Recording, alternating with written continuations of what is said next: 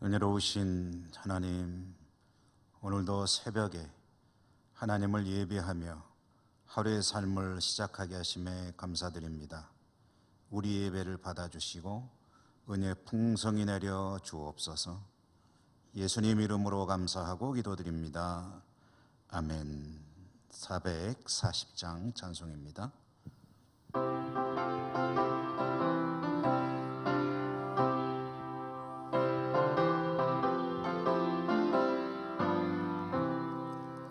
어디든지 예수 나를 이끌면 어디든지 예수 함께 가려네. 예수 함께하니 가면 나겠고 예수님과 동행하면 겁없네. 어디를 가든지 겁낼 것 없네. 어디든지 예수 함께 가려네. 세상 친구 모두 나를 떠나도 주와 동행하면 외로움 없겠네. 가는 길이 위태하고 험해도 어디든지 예수 함께 가려네. 어디를 가든지 겁낼 것 없네. 어디든지 예수 함께 가려네. 어두운 그늘 나를 애워쌀 때에 주가 함께 계심 믿고 자려네. 죽은 후에 천국에서 깨어나 예수 함께 길이 살리라. 어디를 가든지 겁낼 것 없네. 어디든지 예수 함께 가려네.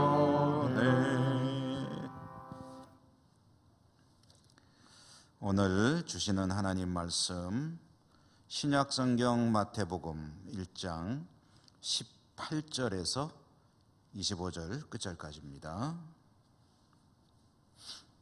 제가 봉독하겠습니다. 예수 그리스도의 나심은 이러하니라. 그의 어머니 마리아가 요셉과 약혼하고 동거하기 전에 성령으로 잉태된 것이 나타났더니 그의 남편 요셉은 의로운 사람이라 그를 드러내지 아니하고 가만히 끊고자 하여 이 일을 생각할 때에 주의 사자가 현몽하여 이르되 다윗의 자손 요셉아 내 아내 마리아 데려오기를 무서워하지 말라. 그에게 잉태된 자는 성령으로 된 것이라. 아들을 낳으리니 이름을 예수라 하라. 이는 그가 자기 백성을 그들의 죄에서 구원할 자이심이라 하니라. 이 모든 일이 된 것은 주께서 선지자로 하신 말씀을 이루려 하심이니 이르시되 보라 처녀가 잉태하여 아들을 낳을 것이요 그의 이름은 임마누엘이라 하리라 하셨으니 이를 번역한즉 하나님이 우리와 함께 계시다 함이라. 요셉이 잠에서 깨어 일어나 주의 사자의 분부대로 행하여 그의 아내를 데려왔으나 아들을 낳기까지 동침하지 아니하더니 낳음에 이름을 예수라 하니라. 아멘. 하나님의 시선이라는 제목으로 잠시 말씀을 나누고 기도하도록 하십시다. 어제부터 마태복음을 읽기 시작했습니다. 아마 마태복음은 창세기와 함께 우리 성도들께서 가장 많이 대하는 그런 성경이 아닌가 생각됩니다. 오늘 우리에게 주시는 말씀은 아기 예수님의 탄생 기사 가운데 요셉에게 해당되는 요셉에게 천사가 찾아온 그 이야기를 전해주는 대목이죠. 아기 예수의 탄생에 관해서 누가복음에서는 마리아에게 주목하고 있다고 한다면 마태복음은 요셉을 주목하여 기록하고 있음을 알 수가 있습니다. 오늘 이야기에 보면 요셉은 약혼 여인 마리아에게 아기가 생겼다, 잉태하였다 하는 그런 것을 알아차리게 되었고 조용히 마리아와의 혼인 관계를 정리하려고 하였습니다. 이것은 그가 상당히 의로운 사람이었기 때문에 의롭게 이 일을 마무리 지으려는 것이었습니다. 그런데 요셉이 이와 같은 생각에 사로잡혀 있을 때에 천사가 요셉을 찾아온 거죠. 천사가 나타나서 마리아 데려오기를 무서워하지 마라 라고 했습니다. 요셉은 천사가 전해주는 말을 듣고 아기가 성령으로 잉태된 것이요 또 이 땅에 오실 메시아이다 라는 것을 듣고 그 말을 믿었습니다. 그리고 그 이후에 천사가 당부한 대로 일을 진행하였고요. 요셉이 이와 같이 행함으로 인해서 인류 구원의 역사, 아기 예수님이 탄생하시는 일은 차질 없이 이제 이루어질 수가 있었죠. 오늘 이 요셉이 천사의 말을 듣고 그의 당부대로 했던 이 이야기 속에서 저는 이 천사가 하는 말 그리고 요셉의 심리 이 부분을 한번 생각해보고 우리가 기도를 했으면 합니다. 이 천사가 말하기를 요셉에게 두려워하지 말고 마리아 데려와라 라고 말했는데요, 요셉이 무엇을 두려워한 것일까? 무엇을 무서워한 것일까? 무서워하지 말고 내 아내 마리아 데려와라 그랬는데 요셉이 무서워한 것이 무엇인가? 이 우리말 성경으로 보면 요셉이 무엇이 무서워서 이런 생각을 했을까 하는 것이 잘 드러나지 않지만요, 이 성경에 원래 기록된 원어 성경이죠. 헬라어 성경으로 읽어보면 요셉이 무엇을 무서워했고 천사가 무슨 말을 했는지가 조금 명료하게 드러납니다. 요셉이 두려워한 것이 무엇이었느냐? 이 요셉은 마리아를 데려오는 그 자체에 대해서는 두려움도 없고 또 거부감도 없었습니다. 데려오고 싶은 마음이 크게 손상이 되거나 그런 것은 아니었습니다. 그런데 무엇이 무서웠느냐 하면 마리아를 데려옴으로 인해서 사회 속에서 자기가 받아야 될 그런 차가운 시선, 비난, 사회적 압박, 험담, 때로는 조롱 이런 것들이 두려웠다는 그런 의미입니다. 마리아를 데려오는 것은 거리낄 일이 없지만 그것 때문에 파생될 여러 가지 사회적인 문제들, 그것들이 무서워서 요셉은 그만둬야 되겠다라는 생각을 하게 되었고 마리아와의 혼인관계를 끝내려고 생각하던 차에 천사가 그런 요셉의 마음을 잘 알고 나타나서 그거 걱정하지 말고 마리아 데려와라. 지금 이 벌어지고 있는 이 일은 너희들이 그렇게 고대하던 메시아가 이 땅에 임하는 그 일이 진행되고 있는 것이다. 그 이야기를 전해준 것이죠. 요셉은 천사의 말을 들은 후에 이제 천사가 말한 그대로 마리아를 데려왔고 또 아기 예수님을 출산할 때까지 이 마리아와 동침하지 아니하였다. 그리고 아기가 무사히 아기 예수님이 탄생하였다 하는 그 소식을 전해주고 있습니다. 오늘 이 말씀 속에서 제가 이 새벽에 잠시 우리 성도님들과 나누고 싶은 이야기, 그것은 이러한 하나님의 위대한 역사가 이루어질 때 요셉이 수용했던 것, 그것이 얼마나 중요한 일이었나 하는 것을 잠시 함께 이야기하고 싶습니다. 우리들이 살아가는 삶의 자리는 사회이죠. 인간은 사회적 존재이고 홀로 살 수 없습니다. 그러므로 남들과 계속해서 끊임없이 관계를 맺으며 살고 있고 이 관계가 상당히 중요합니다.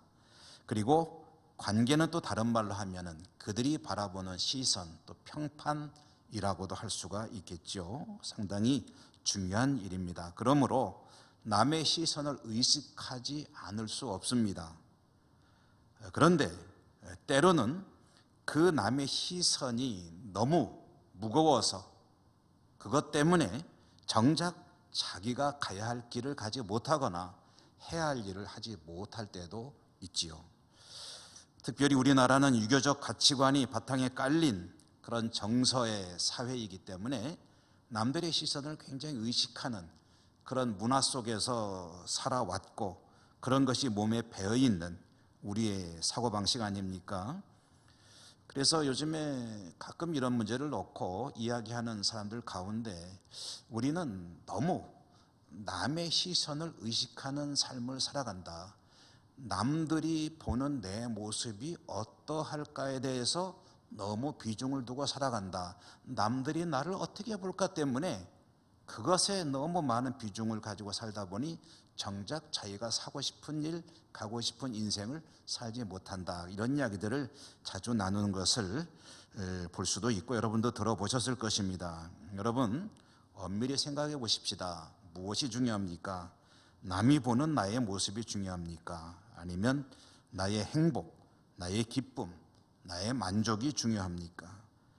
나의 행복, 나의 기쁨, 나의 만족이 남에게 해를 끼치는 것이 아니라면 자신의 행복을 위해서, 자신의 기쁨을 위해서, 자신의 만족을 위해 살아가는 것이 얼마나 중요한 일입니까?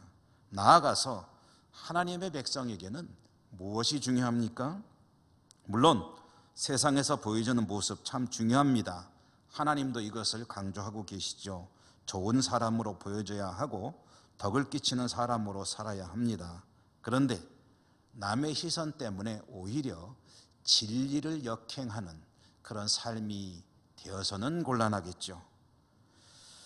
자신의 행복을 남의 시선 때문에 송두리째 포기하는 것은 어리석은 일인 것처럼 믿음의 사람이라면 정말 소중한 진리, 하나님의 말씀, 이것들을 남의 시선 때문에 포기한다면 그것은 참으로 어리석은 선택 아니겠습니까? 하나님의 구원 역사가 이루어지고 있는데 남의 시선 때문에 그것을 아무래도 난 못하겠는데요 라고 만약에 요셉이 포기했더라면 어떻게 되었겠습니까? 믿음으로 살아가는 사람들에게 무엇이 중요한가? 사람들이 바라보는 시선은 말할 것도 없고 사람들이 옳다고 여기는 것보다는 하나님 보시기에 좋은 길로 나가는 것, 그것이 얼마나 중요한 일이 되겠습니까? 하나님 보시기에 좋은 길이면 사실은 모두에게 좋은 길입니다. 하나님이 좋다 하시는 것이 누구에게 해가 되는 일이 어디 있겠습니까? 그러므로 믿음의 사람은 시선을 의식하되, 사람들의 시선도 의식하고 모든 것들을 고려하되, 가장 중요한 것은 남의 시선이 아니라, 나의 생각이 아니라 하나님의 시선, 하나님이 나를 보실 때 과연 어떻게 보실 것인가? 여기에 하나님의 어떤 뜻이 들어있는가? 하나님의 명령은 무엇인가? 하나님의 말씀은 무엇인가? 하나님의 시선에 중심을 두고 살아간다면 그 인생은 결코 실패하지 않는, 시행착오가 없는 그런 인생이 될 것입니다. 그리고 그것이 참으로 복된 길, 행복한 길, 진리의 길, 보람 있는 인생의 길을 걸어가는 것일 것입니다. 여러분, 남의 시선 중요하지요. 나의 생각 중요합니다. 그러나 하나님의 시선은 그 무엇보다도 중요한 것입니다. 오늘 하루 하나님께서 나를 지켜보신다 하는 생각으로 하나님의 시선을 의식하며 살아가시는 복된 하루가 되시기를 주님 이름으로 축원합니다. 기도하겠습니다. 하나님 감사합니다. 오늘도 저희들은 함께 모여 예배하지 못하지만 영상으로 하나님 앞에 예배 드리고 있으니 그래도 참 감사합니다. 속히 그래도 대면 예배가 이루어질 수 있도록 하나님 은혜를 더하여 주시옵소서. 그리고 오늘 주신 말씀을 기억하며 세상에서 살아갈 때 오직 하나님의 시선을 중심으로 살아가는 복된 하루가 되게 하여 주시옵소서. 오늘도 그렇게 하루를 살고 승리하여 하나님 앞에 영광을 올려드릴 수 있도록 축복하여 주시옵소서. 예수님 이름으로 감사하고 기도드립니다. 아멘. 하늘에 계신 우리 아버지 이름을 거룩하게 하시며 아버지의 나라가 오게 하시며 아버지의 뜻이 하늘에서와 같이 땅에서도 이루어지게 하소서. 오늘 우리에게 일용할 양식을 주시고 우리가 우리에게 잘못한 사람을 용서하여 준 것 같이 우리 죄를 용서하여 주시고 우리를 시험에 빠지지 않게 하시고 악에서 구하소서. 나라와 권능과 영광이 영원히 아버지의 것입니다. 아멘. 여러분, 이제 같이 기도하십시다. 기도하실 때 특별 새벽기도회 때부터 기도했던 여러 가지 기도 제목들, 코로나 상황을 놓고 기도해 주시고 선교 현장들을 위해서 기도해 주시고 우리 예천, 그리고 어려움당한 우리 교우들, 교회 회복을 위해서 기도해 주시고 여러분의 개인적인 기도 제목도 기도하시고 그리고 오늘 새벽 기도회 마치도록 하겠습니다. 다 같이 기도하십시다.